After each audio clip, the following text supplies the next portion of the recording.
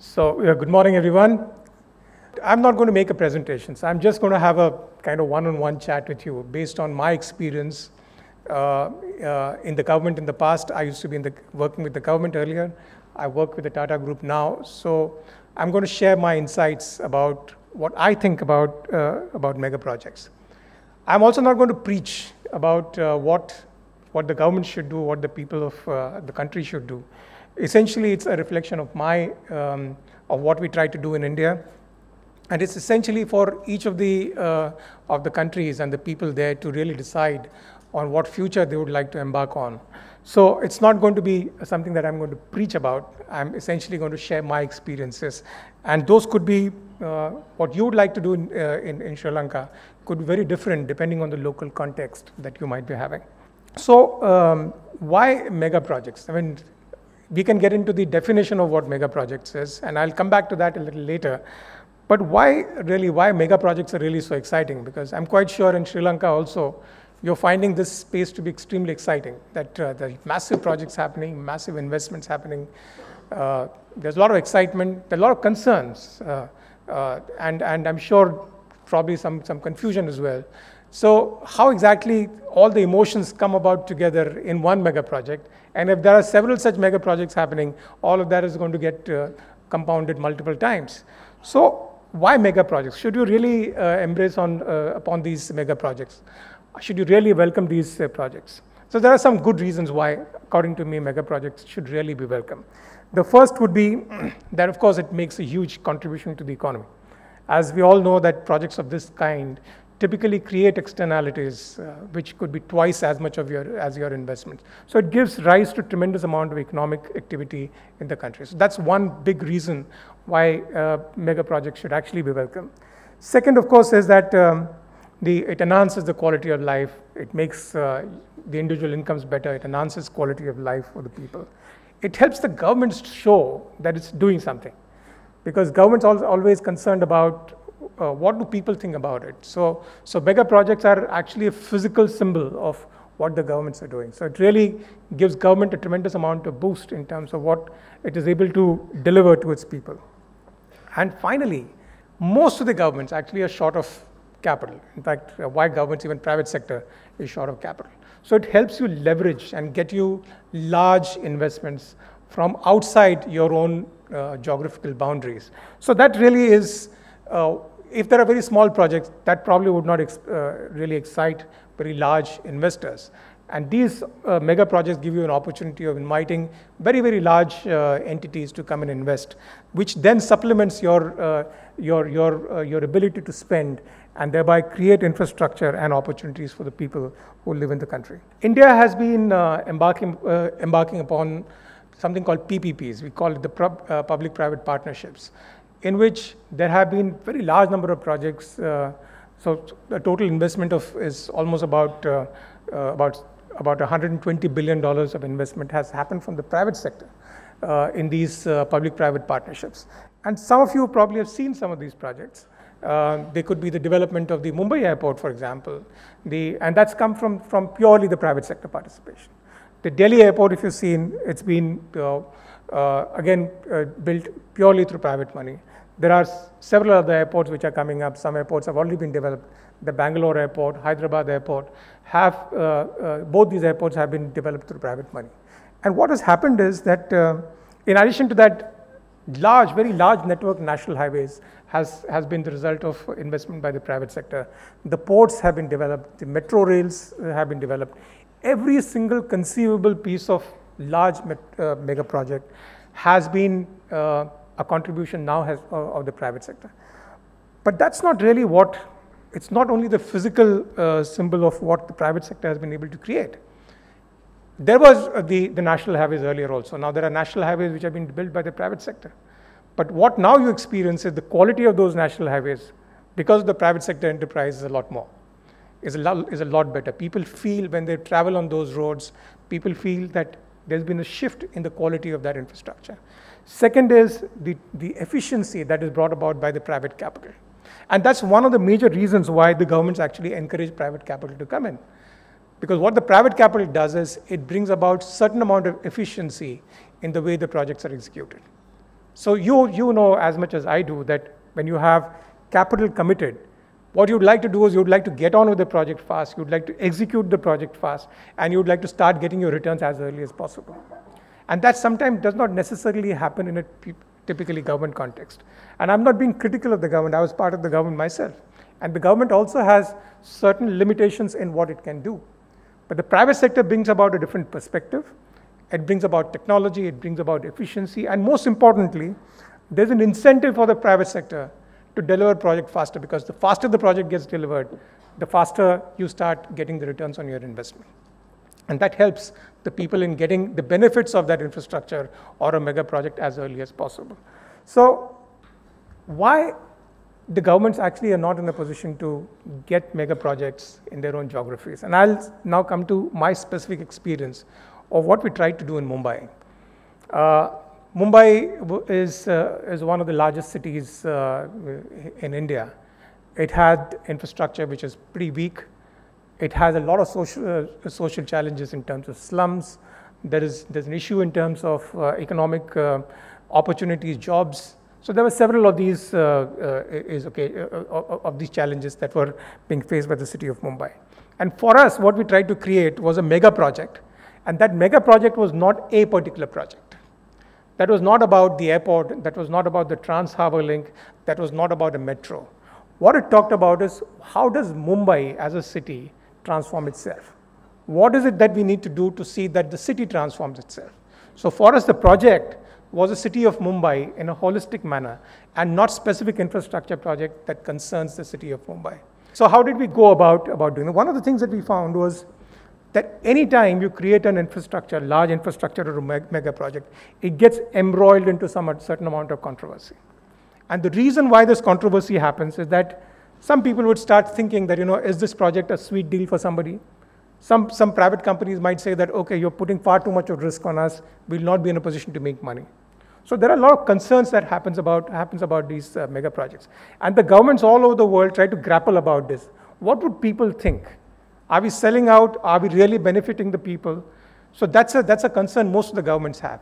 And in that context, these mega projects get created. And if that context is not set correctly, invariably, I find that these projects will start landing up in trouble. They start landing up in controversies. They start landing up in the courts. And the benefit of those infrastructure projects will not then accrue to the people of the country. So how did we go about in Mumbai? How did we start creating a vision for Mumbai? First of all, we said that infrastructure or a project is only one part of what Mumbai needs. So we of course had all the infrastructure projects that were required to be done. One was the airport that needed to be done. There was a sea link that was required to be done. The connectivity of the mainland to the island city had to be done. The sewage system had to be modernized. Water supply had to be. So there were a whole lot of infrastructure projects, very large infrastructure projects, had to be developed. But that was one part. The investment story was one part.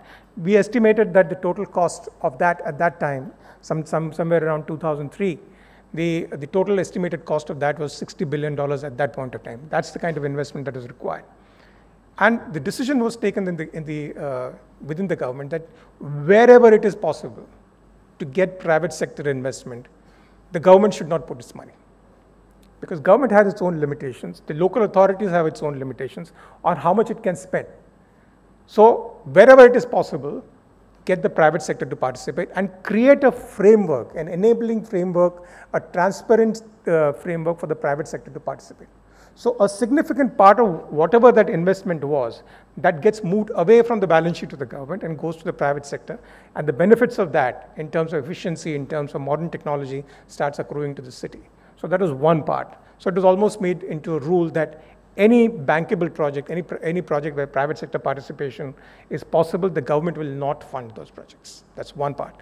Wherever there's a marginal possibility of such projects to be successful, the government will actually come in and make them successful by something called the viability gap funding. The government will put certain amount of money to enable the private sector to make those projects viable. So that was the second thing. And third aspect was where it is not possible for the government to to invest, for the private sector to invest, the government will put its own capital. So that's one blueprint that got created for infrastructure projects. But infrastructure, as I said, is only a small part of the story. The other story, there's so many several issues that the city was facing. How do you handle the problem of slums? How do we get private sector to participate in slum redevelopment? How do you ensure that the jobs that could be stagnant in the city of Mumbai can actually grow? How do we see that the governance mechanisms get enhanced so that everybody, the judicial system, the laws, the regulations are made in such a manner it benefits not only the private sector, but helps the city to grow? I'll just give you a couple of small examples. FSI was almost a politically controversial issue in the city of Mumbai. FSI, I think you call it FAR out here, the floor area ratio. I know that Colombo has pretty high floor area ratios. But in the city of Mumbai, the FAR was only 1.33. That means if you have 1 acre of land, you can actually multiply that only in terms of development 1.33 times. And those were restrictions which were creating tremendous amount of load of population on the land. How do we change that? And politically, it was like it was something that no political party wanted to buy.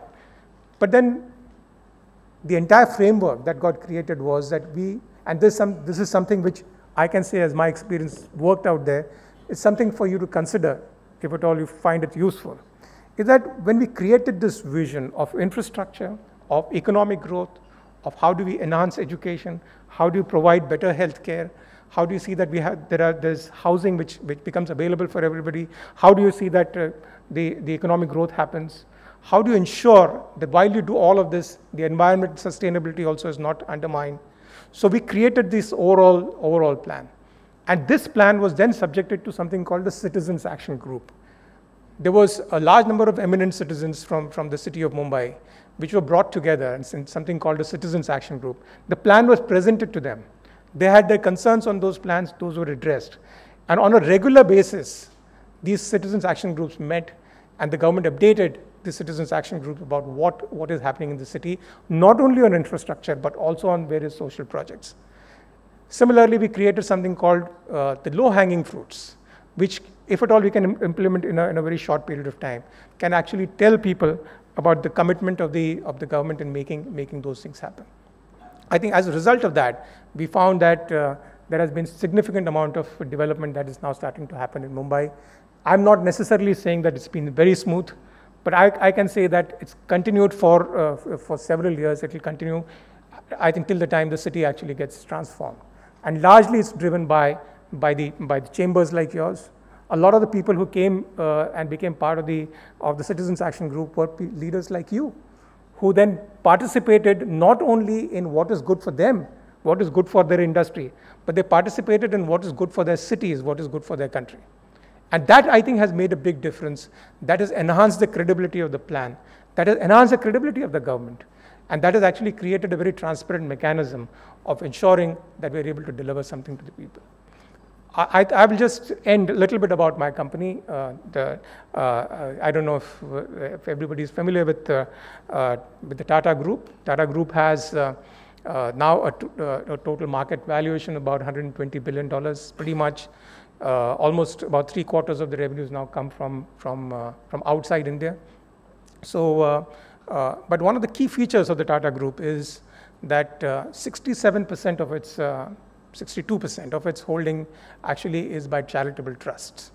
The intention of the founders of the company was that whatever is taken as profits from the society has to go back to the society. So the profits actually don't necessarily come back as reinvestments into the company. Of course, some profits are retained for reinvestments, but the profits then go back to charitable institutions, and that goes into funding of cancer hospitals in areas where probably there's a shortage of water or certain other social causes which the governments probably are not able to fully do. So that's where the Tata Group comes in and does its bit in terms of supplementing the efforts of the government. Finally, even in creating these projects, I talked a little bit about how environment is so important. I think in our quest for very rapid development, we also have to be mindful of the fact that the benefits of whatever future wealth that you create not only has to sustain us, but all our children and their children and their children. So it has to be sustainable. How do you create a sustainable future for ourselves is as important. I'll end with a small story that when the Tata Group was creating a port on the eastern coast of India, in the state of Orissa, for months together, the port got held up because of something called the rare olive ridley turtle. And to save the local system out there, the local habitat of the olive ridley turtle. And I must say that it was actually a lot of activists which brought it to the notice of the Tata Group that this habitat is getting endangered. And there was a lot of investment that happened in this. A lot of time got lost because the port activity could not go forward. At the end of it, when there was a survey that was carried out, the population of the olive ridley turtles actually went up and not down. That's to us is sustainable future.